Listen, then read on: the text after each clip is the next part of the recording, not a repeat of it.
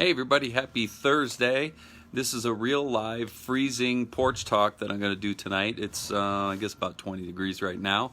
If you're out in Colorado, you know exactly what I mean. So tonight's going to be my Thursday kind of health and fitness night. So I wanted to share some things about flexibility. So over the years, I know this is something that everybody can benefit from, right? The ability to move better, to have more range of motion, to have less injury, all those things are going to be beneficial really to anybody who's listening. So hopefully share it with some people that may have some need. Now also, there's something too that this is one of those things that there's a whole lot of different opinions. I'm just going to share you mine on what I did over the last 20 years when I was in the fitness business before I got into real estate. So I do want to share. So I'm going to go through some key points on flexibility that I found. So the first one, it's on nutrition, right? So vitamins and minerals. Here's a few key nutrients that you need to look for. Vitamin C, zinc and iron, vitamin A, as well as your omega-3, omega-6 balance. So usually, typically in omega-3 and omega-6, the optimal is looking for a 1-to-3 ratio between those two. And with the cruddy diet that a lot of people eat, sometimes the 6s are too high, and that causes some challenges. But anyway, good nutrition is one, right? So that's going to help increase your flexibility, the body's ability to be more pliable. Water. We've talked about that last week in adding the sea salt in, adding the lemon in, making sure we're consistent. We're going to talk about that in our 90-day kind of run that I've started with a few people, which has been kind of cool. The next thing is fascia. If you've heard of this, fascia is like an internal highway that lives, we'll just say it lives underneath the skin. So you have your skin on the very top layer. You've got your fascia inside, which kind of encapsulates the muscle around there, and then you have the muscle. So there is some glide in the fascia, and sometimes the fascia can get hung up. If we really aren't exercising, we don't have good nutrition, we're not moving the body part, but that fascia will start to bind up, and you're going to lose maybe 1 to 2 inches of mobility in a certain joint. Just due to the fascia not being moving. So sometimes people look at foam rolling. I'm a little jury's out on that, but I'll do it lightly and that kind of thing. Massage is a great way to break up the fascia. If you ever notice how much more flexible you feel after massage. The next one is range of motion. So most joints, and someone like the knee doesn't have this same property, but think of the body moves forward and back, it moves side to side, and then it moves in rotation as well too. So if you have a joint that is extremely mobile in one direction, but you never stretch it, train it, strengthen it, it's starting to snow again right now. In those different directions, the joint starts to tighten itself back up to protect itself, and because it knows better than allow you to go in through all these different planes of motion when you don't have the ability to. So range of motion is key. So when you're doing your flexibility exercises, you want to be going forward and back. You want to be going side to side and also in rotation. There's so many of them out there that you can use. I don't know that there's a best one. It's just making sure that you're, hey, Sarah, what's going on? The next one is the nervous system.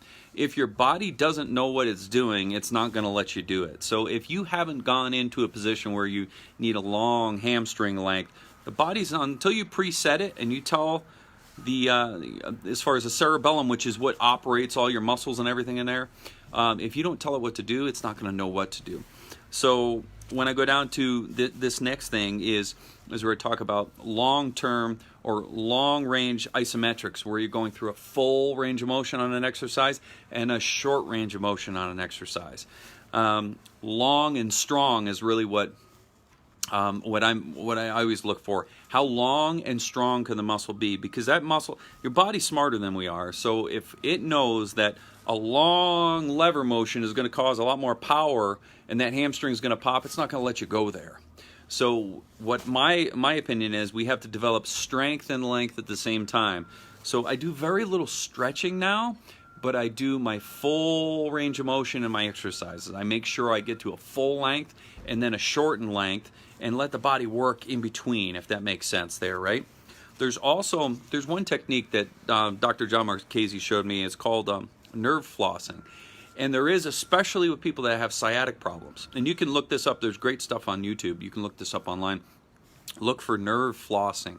It's a fascinating thing, but it acts at, like for instance, for your sciatic nerve, acts at the ankle, the knee, and the hip, and the neck, and all the way up to the neck. And it's just fascinating. But what you're trying to do, there is glide. So there might be a couple inches of glide from that sciatic nerve running all the way down to the foot that if we can gain that movement in through the fascia, right, that nerve sliding in through there, we might be able to prevent some of the pain that's happening. So that's something to check out. Check out nerve flossing. It's something I started to do. It's pretty magical there too. So and then we talked about end range isometric. So hopefully this is helpful, but just think long and strong with your flexibility. You can stretch all you want, but if you're not training the body to maintain what you've just stretched, I don't see that it's really benefiting you that much in the long run. Yeah, it might feel good, and it's good to finish up that way, but make sure you're balancing it forward and back, side to side, and in rotation. So that's my kind of fitness lever for the day here. Here's the other stuff. I had to write this down because I got to remember. These were the people I know. Chris had said he was in, and Tracy had said she was in. So anybody else who wants to jump in, just a little accountability fun to run through the end of the year to build the foundation so we can take off next year. But the first one is water. I've been doing a real good job with my water, adding another bottle of water in. Move. Make sure you're moving at least 30 minutes. I'm killing it, but for some people it might be just getting up and walking for 30 minutes, right? 30 minutes every day is our key. Hey, Jennifer. Sleep. I've changed my habits. I am getting to bed earlier, a little bit earlier. I'm using something that's helping me dramatically with my sleep. So if anybody's having problems with sleep, reach out to me. I'd be glad to tell you about what I'm doing. The me time. Getting to bed earlier is giving me more me time to just shut down in the morning, doing my journaling. I'm spending more quiet time. I'm trying to decompress the mind. I think it's helping. I'm still half crazy, but still. And then the add and subtract. One thing you can add or subtract. I started adding in. I was really watching my vegetable servings, maybe sitting 6 or 7, so I'm getting pretty good at that. So we're getting there. So if anybody wants to jump in, hey, share this, please. If it's helpful to anybody, please comment. I'd love to hear your comments and that type of thing. And my fingers are frozen right now, so I'm going to go inside. So I hope everybody has a great evening.